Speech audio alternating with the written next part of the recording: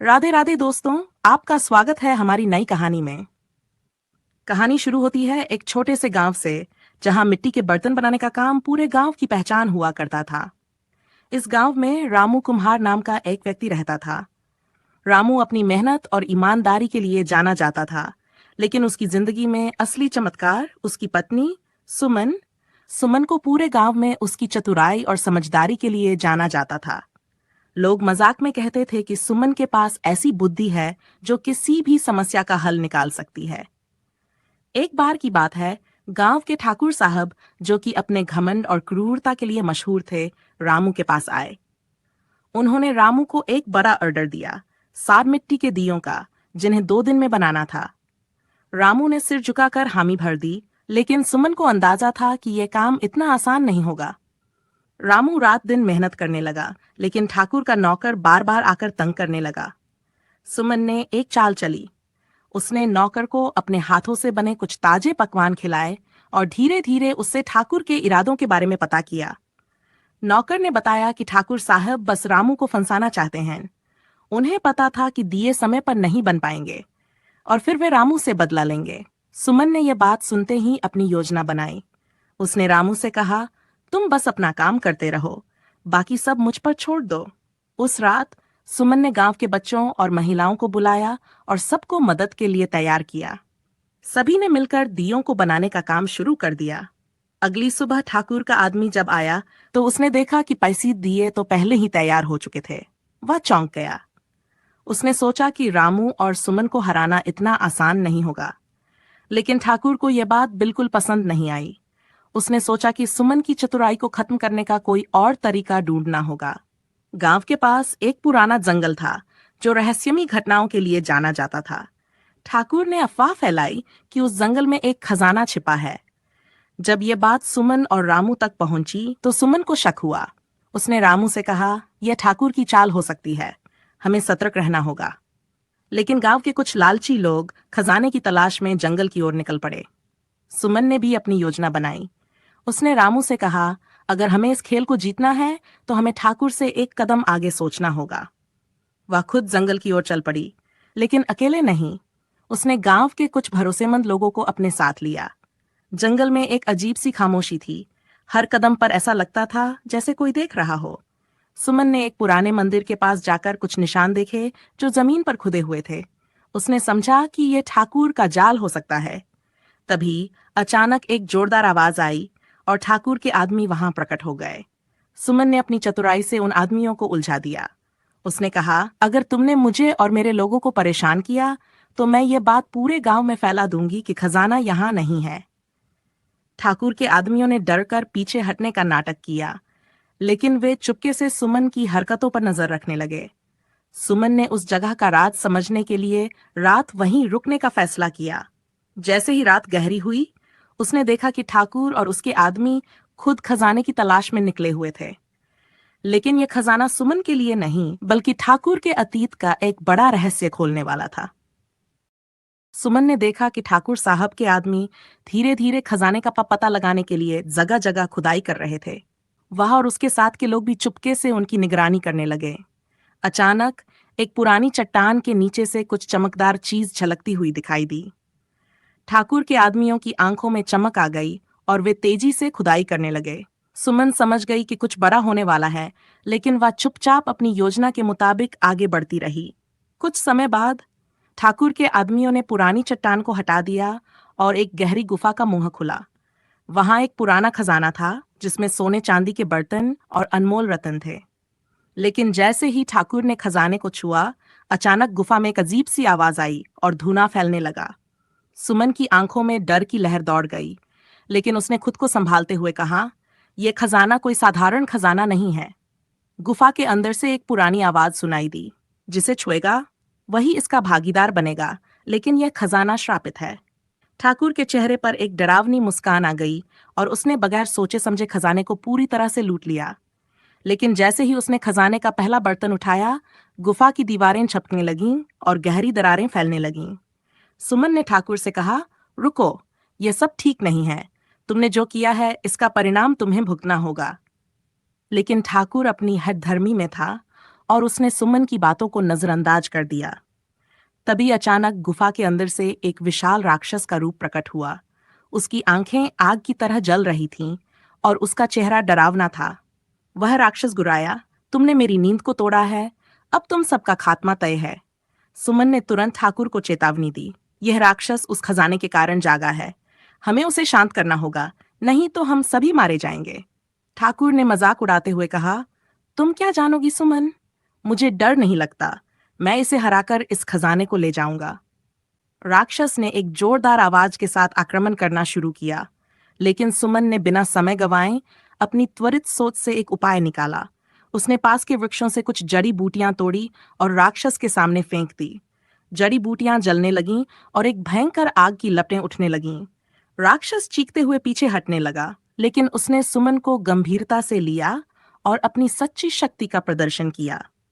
तभी ठाकुर के आदमियों में से एक ने सुमन को ये बताते हुए कहा, राक्षस को शांत करने का एक और तरीका है, लेकिन हमें यह खजाना लौटाना होगा और गुफा से बाहर निकलना होगा। सुमन ने तुरंत समझ लिया कि यह एक ट्रैप है और उसने ठाकुर से कहा, अगर हम इस खजाने को छोड़कर नहीं भागे तो हम कभी बाहर नहीं आ पाएंगे। ठाकुर ने पहले तो माना कि यह एक बुरा सपना है, लेकिन जैसे ही राक्षस की धमकियों के साथ गुफा और अधिक खतरनाक होती गई, वह डरकर गुफा से बाहर निकलने की कोशिश करने लगा। लेकिन जब वह वापस खजाने की ओर बढ़ा तो सुमन ने उसे रोकते हुए कहा, सिर्फ एक रास्ता है बचने का, हम सबको इस खजाने को छोड़कर यहां से भागना होगा। सुमन ने तुरंत खजाने को फिर से छुपा दिया और राक्षस के सामने आकर उसने कुछ और जड़ी बूटियों का इस्तेमाल किया। राक्षस की आंखों में आक्रोश बढ़ गया, लेकिन तभी सुमन ने ठाकुर से कहा, तुम्हें अपनी गलती का एहसास होना चाहिए, इस खजाने के साथ कोई खेल नहीं कर सकता। जैसे ही ठाकुर ने खजाने को छोड़ने का निर्णय लिया, राक्षस का रूप अचानक बदल गया और वह धीरे धीरे गायब हो गया। सबकी आंखों में राहत की लहर दौड़ गई, लेकिन सुमन के मन में एक शंका थी। वह जानती थी कि यह तो केवल शुरुआत थी। खजाने से जुड़ी रहस्यमयी शक्तियां कहीं न कहीं और अपने जाल फैलाने के लिए तैयार थीं। वह एक बार फिर ठाकुर से कहती है, हमने तो इसे ठीक किया, लेकिन तुमने जो किया उसका असर बाकी गांव में हो सकता है, हमें तैयार रहना होगा। ठाकुर चुपचाप सिर झुकाकर उसकी बातों को सुनता रहा। उसने महसूस किया कि सुमन की चतुराई और समझदारी ने ही उन्हें बचाया था। ठाकुर ने धीरे धीरे गुफा से बाहर निकलते हुए सुमन की बातों पर ध्यान देना शुरू किया। वह सोचने लगा कि सुमन जितनी चतुर है उतनी ही अद्भुत भी। उसे समझ में आने लगा था कि सिर्फ उसकी ताकत और धन की हवस ही उसे नहीं बचा सकती। उसे सुमन के ज्ञान और समझदारी की अहमियत समझ आ रही थी। हालांकि उसने कभी भी किसी महिला के विचारों को गंभीरता से नहीं लिया था, लेकिन अब सुमन ने उसे वो दिखा दिया जो वह सोच भी नहीं सकता था। गुफा से बाहर निकलते वक्त ठाकुर और उसके साथियों को एक सन्नाटा महसूस हुआ। सबकी आंखें चमक रही थीं, जैसे उन्हें किसी रहस्य का पता चल गया हो। लेकिन सुमन के मन में एक गहरी चिंता थी जो उसने किसी से भी नहीं कह पाई। वह जानती थी कि खजाना तो उन्होंने छोड़ दिया था, लेकिन खजाने से जुड़ी शक्ति का असर अब पूरी दुनिया पर पड़ेगा। ठाकुर साहब, सुमन ने धीमे से कहा, यह खजाना केवल एक वस्तु नहीं है, बल्कि इसके साथ एक शक्तिशाली श्राप जुड़ा हुआ है। जब तक इसका सही तरीके से इस्तेमाल नहीं होगा, तब तक इसकी शक्तियां पूरी दुनिया में अपना असर फैलाएंगी। ठाकुर ने हैरान होकर उसकी ओर देखा। क्या तुम कह रही हो कि खजाना अब भी किसी को नुकसान पहुंचा सकता है? सुमन ने सिर झुकाया और धीमे से कहा, हाँ, और ये असर तुरंत नहीं, धीरे धीरे दिखेगा। अगर हम समय रहते इसका समाधान नहीं ढूंढ पाते तो इसका असर पूरी दुनिया पर पड़ेगा। ठाकुर ने कुछ देर सोचा, फिर गंभीर होकर बोला, तो हमें इसे पूरी तरह से नष्ट करना होगा। हम इसे कहीं छुपा नहीं सकते, क्योंकि जो इसे फिर से खोजेगा वही हमारी मौत का कारण बनेगा। सुमन ने उसकी बातों पर ध्यान दिया और फिर कहा, ठाकुर साहब, एक रास्ता है। अगर हम उस स्थान को फिर से खोजें जहां खजाना था, तो हम उसकी शक्ति को अवशेषों में बदल सकते हैं, लेकिन इसके लिए हमें एक विशेष अनुष्ठान करना होगा। ठाकुर ने उसकी बातों पर ध्यान दिया और कहा, ठीक है, लेकिन यह सब इतना आसान नहीं होगा। हमें फिर से उस गुफा में जाना होगा और शायद राक्षस फिर से हमारी परीक्षा लेने के लिए तैयार होगा। सुमन ने गहरी सांस ली और कहा, मुझे पूरी उम्मीद है कि हम इस बार सफल होंगे, क्योंकि हमें इस बार सिर्फ अपनी शक्ति पर नहीं बल्कि हमारी बुद्धि और समझ पर विश्वास करना होगा। इस दौरान ठाकुर का एक और साथी, जो बहुत ही चालाक और चालबाज था, मंजे हुए अपराधी की तरह खामोश था। उसने सबकी बातों को ध्यान से सुना था और उसके चेहरे पर एक हल्की सी मुस्कान थी। वह जानता था कि इस सबका खेल अब उसके हाथ में है। उसकी चुप्पी ने सुमन को सतर्क कर दिया था, लेकिन वह चुप रही। उसे शक था कि कुछ और गड़बड़ हो सकती है। आखिरकार सबने मिलकर गुफा की ओर फिर से कदम बढ़ाए। रास्ते में सुमन का दिल गहरे डर से धड़क रहा था। वह जानती थी कि जो भी सामने आ सकता है वह किसी भी सूरत में आसान नहीं होगा, लेकिन उसी समय उसे ठाकुर का साथ भी जरूरी लगता था। उसकी समझ और शक्ति के बिना वह इस खतरे से नहीं निकल सकती थी। गुफा के पास पहुंचते ही सुमन ने एक गहरी सांस ली और फिर कहा, हमें बहुत सावधानी से कदम रखना होगा। खजाना अब गुफा में नहीं है, लेकिन यह जगह अब भी शक्तिशाली है। ठाकुर और उसके आदमी सब तैयार थे, लेकिन सुमन को ऐसा लगा जैसे कुछ अजीब हो रहा हो, जैसे कोई बुरी ताकत उन्हें देख रही हो। सुमन ने चुपचाप अपनी आंखें बंद की और ध्यान केंद्रित किया। तभी उसे हवा में कुछ हलचल महसूस हुई। अचानक गुफा के अंदर से एक तेज आवाज आई और एक आकृति उभरी जो किसी इंसान से अधिक भयानक और रहस्यमयी थी। ये कोई और नहीं बल्कि वह राक्षस था, जिसे वे पहले ही देख चुके थे। तुम लोग फिर से यहाँ क्यों आए हो? राक्षस की गहरी डरावनी आवाज गुफा में गूंज उठी। तुमने मेरे श्राप को तोड़ा, लेकिन इसका परिणाम तुम सब भुगतोगे। सुमन ने ठान लिया था कि अब कोई भी उसे रोक नहीं सकता। उसने ठाकुर को इशारे से चुप रहने को कहा और फिर राक्षस से कहा, तुम्हारा श्राप अब समाप्त होगा। हम इसे नष्ट करेंगे और तुमसे ज्यादा ताकतवर बनकर निकलेंगे। राक्षस ने जोर से हंसी उड़ाई। तुम मुझसे ज्यादा ताकतवर नहीं हो सकते सुमन, अब तुम सिर्फ मेरे खाने के लिए हो। लेकिन सुमन ने अपना ध्यान केंद्रित किया और उस विशेष जड़ी बूटी का उपयोग करने के लिए तैयार हो गई जो उसने पहले ही ढूंढ ली थी। उसने अपनी आंखें बंद की और फिर उसे पूरी शक्ति से फेंका। जड़ी बूटी ने एक असाधारण चमक के साथ राक्षस के ऊपर एक शक्तिशाली चक्र बनाया। राक्षस चीखते हुए पीछे हटने लगा, लेकिन वह अंततः झुका और गायब हो गया। सुमन ने ठाकुर की ओर देखा और कहा, अब हमें खजाने की शक्ति को समाप्त करना होगा। सबने साथ मिलकर उस खजाने के अवशेषों को पूरी तरह से नष्ट कर दिया। जैसे ही वे ये कर रहे थे, खजाने से जुड़ी शक्ति धीरे धीरे समाप्त होने लगी और गुफा के भीतर का डर खत्म हो गया। लेकिन सुमन जानती थी कि यह केवल शुरुआत थी। उन्हें अभी भी यह पता नहीं था कि इस खजाने का असली उद्देश्य क्या था और कौन उसे फिर से खोजने की कोशिश करेगा। वे सिर्फ एक खतरे से निकले थे, लेकिन और भी बहुत कुछ था जो उन्हें जानने की जरूरत थी।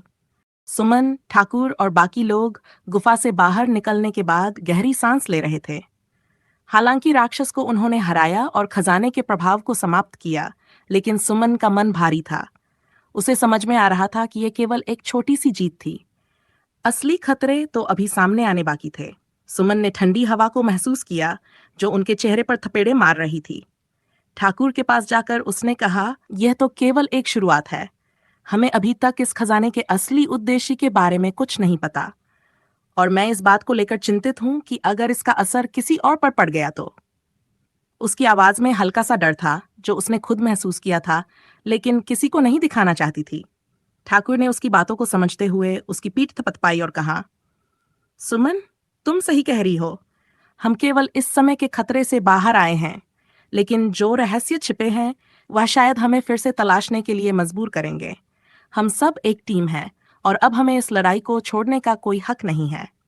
लेकिन सुमन का मन अभी भी असमंजस में था। उसे उस खजाने के बारे में और भी बहुत कुछ जानने की आवश्यकता महसूस हो रही थी। वह सिर्फ अपनी बुद्धि पर नहीं बल्कि अपने दिल की आवाज पर भी यकीन करती थी। अचानक सुमन की नजरें उस गुफा की ओर फिर से मुड़ गईं। वहीं पर खड़ा था वह रहस्यमय पेड़, जिसकी शाखाओं में कहीं न कहीं छुपा था उस खजाने का असली रहस्य। वह जानती थी कि इस समय उसकी मदद के लिए कोई और नहीं है, उसे खुद ही इसका हल निकालना होगा। ठाकुर, मुझे लगता है कि हमें एक बार फिर गुफा में वापस जाना होगा, सुमन ने धीरे से कहा। वह पेड़ जो गुफा के भीतर खड़ा है, वह सिर्फ एक सामान्य पेड़ नहीं है। इसके नीचे कोई गहरी शक्ति छिपी हुई है। ठाकुर ने उसकी बातों पर विचार करते हुए कहा, तुम सही कह रही हो। हमें अब और देर नहीं करनी चाहिए। अगर हम उस पेड़ के बारे में नहीं जानते तो यह हमें आगे बढ़ने में मदद नहीं करेगा। चलो अब हम वापस गुफा में जाते हैं।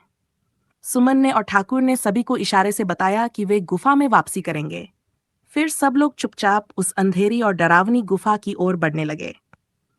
अब तक उनके दिलों में सिर्फ एक ही सवाल था, क्या ये पेड़ वाकई खजाने से जुड़ा था, और क्या इसका समाधान उन दोनों के हाथ में था। गुफा के भीतर पहुंचने पर सभी ने देखा कि वह रहस्यमय पेड़ उसी स्थान पर खड़ा था जहां पहले था।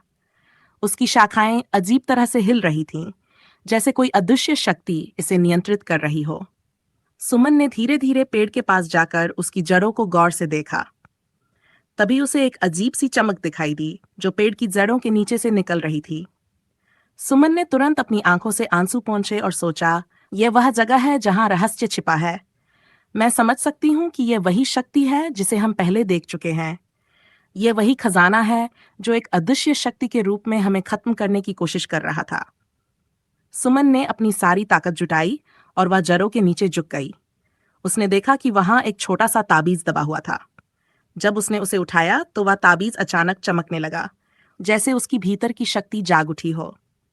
लेकिन जैसे ही उसने ताबीज को हाथ में लिया, गुफा के अंदर से एक तेज हलचल मच गई। अचानक एक गहरी आवाज आई, तुम्हें यह ताबीज नहीं लेना चाहिए था सुमन, तुम्हारे हाथों में इसका परिणाम भयानक होगा। सुमन डरते हुए पीछे हटी और उसने ताबीज को वापस रखने की कोशिश की, लेकिन वह अब उसकी पकड़ में नहीं था। ताबीज जैसे उसे अपने साथ खींच रहा था। ठाकुर और बाकी लोग चौंक गए, लेकिन फिर वे सुमन की मदद करने के लिए दौड़े। तभी ताबीज ने एक तेज रोशनी में बदलकर सुमन को अपने प्रभाव में ले लिया। सब कुछ सुन्न हो गया और सुमन के शरीर से एक रहस्यमय आवाज आई, तुमने मुझे मुक्त किया है, अब मैं तुम्हारी मदद करूंगा। सुमन का शरीर एक अजीब से हलचल में था। उसकी आंखों में घना अंधेरा था और उसकी त्वचा पर पसीना बह रहा था। ठाकुर ने देखा और जोर से चिल्लाया, सुमन, तुम ठीक हो? सुमन ने धीरे धीरे आंखें खोलीं और उसने कहा, ठाकुर, अब हमें कुछ बड़ा करना होगा। यह ताबीज मेरे अंदर एक ऐसी शक्ति का संचार कर रहा है जिसे अगर मैंने सही तरीके से नियंत्रित नहीं किया तो वह पूरी दुनिया को खतरे में डाल सकता है। सुमन की आंखों में एक अनजाना डर था, लेकिन अब वह पूरी तरह से सचेत थी। उसे समझ में आ गया था कि यह ताबीज केवल एक शुरुआत थी और उसे इसके रहस्य को सुलझाने के लिए बहुत कुछ करना होगा। सुमन की आवाज में अब एक अजीब सी गहरी गंभीरता थी। उसके हाथों में ताबीज था और वह जैसे किसी नई शक्ति से जुड़ चुकी थी। उसकी आंखों में चमक थी, लेकिन साथ ही एक डर भी। उसे महसूस हो रहा था कि अब वह इस ताबीज के प्रभाव से पूरी तरह मुक्त नहीं हो सकती। यह उसे एक अजीब सी यात्रा पर ले जाने वाला था, जो न केवल उसके लिए बल्कि पूरी दुनिया के लिए खतरे की घंटी बन सकती थी। ठाकुर ने उसकी स्थिति को समझते हुए चिंता जताई, सुमन, हमें यहां से निकलना होगा। तुम ठीक तो हो ना? सुमन ने सिर हिलाया और कहा, ठाकुर, मुझे नहीं लगता कि अब मैं पहले जैसी रही। ये ताबीज मेरे साथ किसी तरह का खेल खेल रहा है। मुझे लगता है कि यह कोई साधारण ताबीज नहीं है, बल्कि इसमें एक छुपी हुई शक्ति है जो मुझे इस समय तकरीबन कब्जे में ले चुकी है। सभी लोग डर के साए में थे, लेकिन फिर भी वे किसी तरह से सुमन की मदद करना चाहते थे। ठाकुर ने सुमन का हाथ थामा और उसे राहत देने की कोशिश की। चिंता मत करो, हम तुमसे जुड़े हुए हैं। हम सब मिलकर इसका हल निकालेंगे। सुमन ने धीमे से कहा, ठाकुर, अब हमें एक और रास्ता खोजना होगा। मुझे ये ताबीज कहीं से नहीं मिला है। इसे लाने वाला जरूर कोई शख्स होगा जिसने मुझे इसके बारे में जानबूझकर बताया था। और अगर ये ताबीज मुझे हासिल हुआ है तो इसका मतलब है कि यह कोई बहुत बड़ी साजिश का हिस्सा हो सकता है। सभी चौंक गए। अब तक वे यही सोच रहे थे कि सुमन सिर्फ एक साधारण लड़की है जो किसी कारणवश इस रहस्यमय ताबीज से जुड़ी हुई है। लेकिन अब वह यह समझ पा रही थी कि यह ताबीज किसी बड़े खतरनाक खेल का हिस्सा हो सकता है। जैसे ही सुमन ये सब कह रही थी, अचानक गुफा की दीवारों से अजीब सी आवाजें आने लगीं। सब लोग रुक गए और आसपास देखे। दीवारों पर हल्की सी दरारें दिखाई देने लगीं और सुमन को एक चौंकाने वाली बात समझ में आई। ये आवाजें सिर्फ गुफा से नहीं आ रही थीं, बल्कि वह ताबीज के प्रभाव से आ रही थीं। ताबीज के अंदर छुपी हुई कोई शक्ति अब बाहर निकलने की कोशिश कर रही थी। सुमन घबराई नहीं, बल्कि उसने ताबीज को पकड़ते हुए उसे अपनी पकड़ में मजबूती से लिया। ठाकुर, तुम सही कह रहे थे। हमें इस ताबीज का असली रहस्य जानना होगा और मुझे लगता है कि मैं अब इसे खुद जानने के काबिल हूं। सभी लोग सोच में पड़ गए कि सुमन के अंदर अचानक यह साहस और ताकत कहाँ से आ गई। क्या सच में वह इस रहस्यमय ताबीज के असली राज को जानने के लिए तैयार थी? तभी ताबीज की चमक बढ़ने लगी और एक अदृश्य शक्ति ने गुफा के अंदर अजीब सी हलचल शुरू कर दी। सुमन ने ताबीज की ओर देखा और उसकी आंखों में गहरी संजीदगी थी। अचानक ताबीज ने एक जोरदार चटकने की आवाज की और एक नया दृश्य सामने आया। सभी लोग चौकन्ने हो गए। सामने एक भयंकर दरवाजा खुल गया था, जो अब तक पूरी तरह से बंद था। दरवाजे के अंदर से एक तेज हवा का झोंका आया और सभी लोग हड़बड़ाते हुए पीछे हट गए। सुमन ने डरे डरे से पूछा, यह क्या है? यह दरवाजा कैसे खुला? ठाकुर ने गंभीर होते हुए कहा, यह दरवाजा किसी खजाने का राज हो सकता है, लेकिन हम इसे खोलने से पहले और भी सोचना होगा। हमें इस रहस्य का हल जानने के लिए पूरी तरह तैयार रहना चाहिए। सुमन ने अब निर्णय लिया था कि वह इस रहस्यमय दरवाजे को खोलने के लिए तैयार थी, लेकिन उसका दिल अब भी डर से कांप रहा था। दरवाजे के दूसरी ओर एक और रहस्य छुपा था, और यह कोई साधारण नहीं था। सुमन ने अपनी आंखें बंद की और ताबीज को मजबूती से पकड़ते हुए दरवाजे की ओर बढ़ी। जैसे ही वह दरवाजे के पास पहुंची, उसकी आंखों में गहरी विश्वास और संकल्प था। वह जानती थी कि इस रहस्य को उजागर करने के बाद उसका जीवन कभी भी पहले जैसा नहीं रहेगा। ठाकुर और बाकी लोग उसके पीछे पीछे चले, लेकिन किसी ने भी आवाज नहीं निकाली। सब लोग इस रहस्य को जानने के लिए तैयार थे, लेकिन सुमन ने जिस साहस से उस दरवाजे को खोला, उसे देख सभी का दिल धड़कने लगा। जैसे ही दरवाजा खुला, एक भयंकर उजाला बाहर निकला और सभी की आंखें चौंक गईं। इस रोशनी में एक भयावह आकृति उभरने लगी। यह आकृति धीरे धीरे सामने आई और उसकी आंखों से तेज रोशनी निकल रही थी। सुमन को अब महसूस हो रहा था कि वह जिस खतरे से निपटने जा रही थी, वह सिर्फ उनकी नहीं, बल्कि पूरी दुनिया की सामूहिक लड़ाई थी। क्या वह इस शक्ति से जूझ पाएगी, या यह शक्ति उसे पूरी तरह से पराजित कर देगी? सुमन ने अपनी आंखें खोलीं और सामने खड़ी शक्ति को देखा।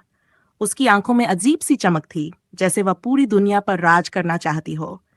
लेकिन सुमन ने अपनी डर को काबू किया और साहस के साथ उसे चुनौती दी।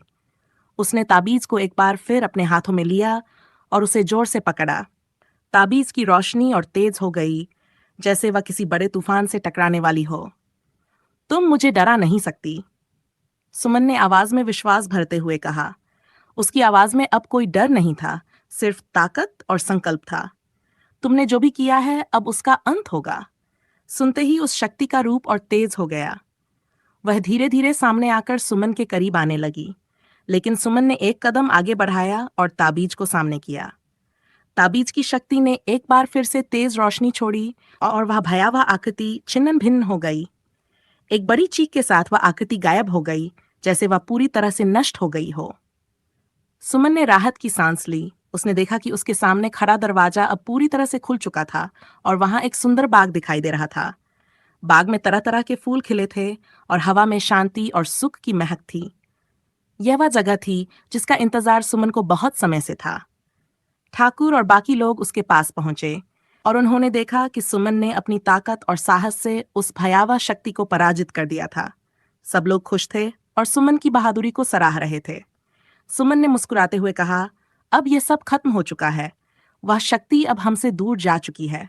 फिर उसने दरवाजे की ओर इशारा किया। यह बाग अब हमारी नई शुरुआत है। यहाँ हम शांति और खुशहाली से रह सकते हैं। सभी ने खुशी खुशी उस बाग की ओर कदम बढ़ाया और एक नई दुनिया की शुरुआत की।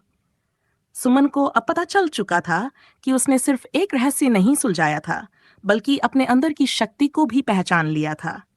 अब वह न केवल अपने गांव के लिए, बल्कि पूरी दुनिया के लिए एक नई उम्मीद बन चुकी थी।